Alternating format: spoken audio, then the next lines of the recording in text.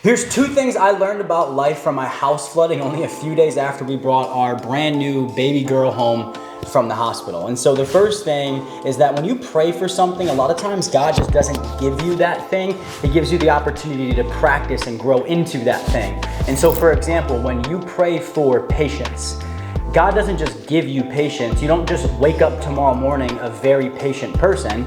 But what I've found is instead, He gives you the opportunity to practice, grow into, and then ultimately, hopefully, master patience. The other night, I was hanging out in the living room with Peyton May, who's my daughter. She was a week old yesterday. And so at the time when I'm sitting with her, she might be 3 or 4 days old.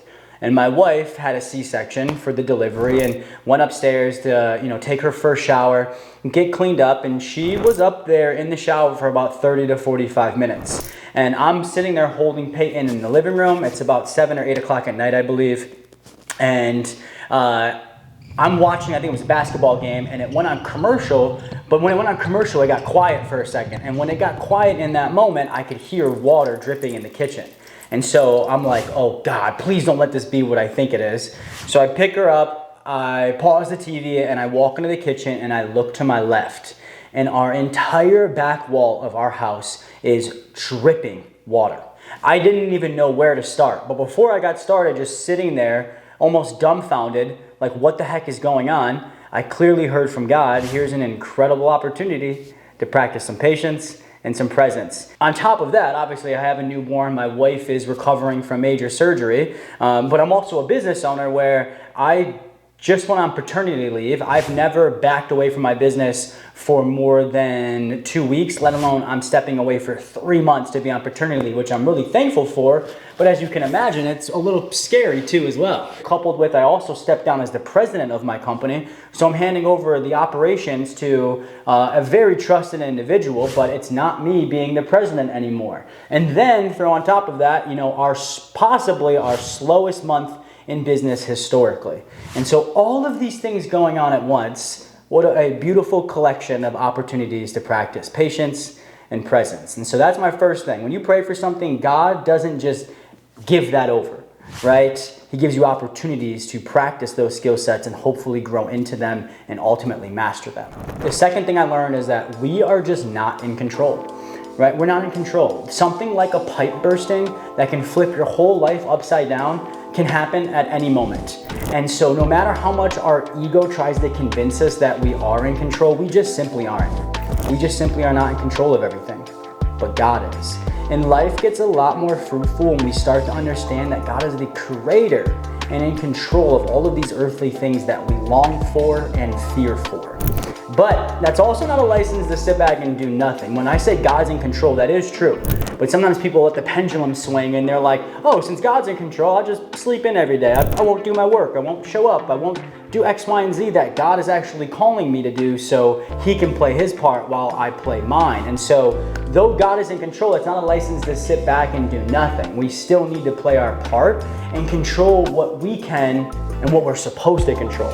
And so something that helps you with that confusing paradox right there, like if we're not in control, but we have things that we need to control, here's a quote that has really helped me in the past break that down. And the quote is, God is in control, but we're in charge. And the in charge part is our free will or our self-reliance, right? Like we have to show up and do our part.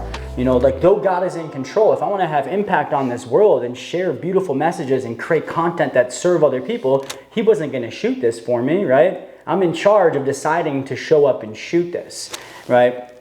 But on top of that, we also have to know when to let go and let God handle things. There's only so much we can do before we start to play God and manipulate outcomes, and that's never good, right? So 2 things that have helped me with this. One, I love to ponder the question. My mentor, Jake Kaufman, gave me this question to ponder a couple of months back on a hike that we went on in Idlewood, California. But this question is, what does the healthy balance of surrender and self-reliance look like when it comes to my finances, my business, my relationships, and my life in totality? And then the second thing, right, that I think honestly helps me the most is I get a physical feeling, right, when I know something is from God, or I know when I'm being authentic compared to when I'm trying to play God.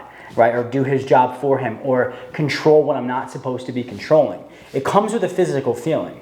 Start to pay attention to how you feel when you do things that feel aligned, when you do things that lead to great outcomes, when you do things that don't feel rushed or hurried or forced or manipulated. Right? That's usually us being our most authentic self. And when we're our most authentic self, those are the things that are coming to us from God, because nobody can do God's job better than him. And so when we try to do his job, we're not doing our job. And when we're not doing our job, he can't do his job. Yes, I would choose for my house not to flood. And no, I would never want my house to flood ever again. Just remember, right? When you pray for something from God, a lot of times he doesn't just give you that. He gives you opportunities to practice and grow into that. And secondly, we're just not in control, right? We really aren't. As much as our ego tries to tell us to and to take over control on a daily basis, we have to learn what that partnership with God looks like, between him being in control and us being in charge.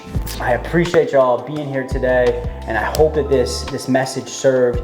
And if you enjoyed this message, do me a favor and subscribe. Share this with a friend, like the post, and I would love to see people comment their biggest takeaways on here, and maybe even content that you would want to see in the future on this page, because I'm praying for a lot of things over here, and God's given me a lot of life opportunities to grow into those, and I would love to be able to share those lessons and those opportunities with y'all. So thank you for hanging out today.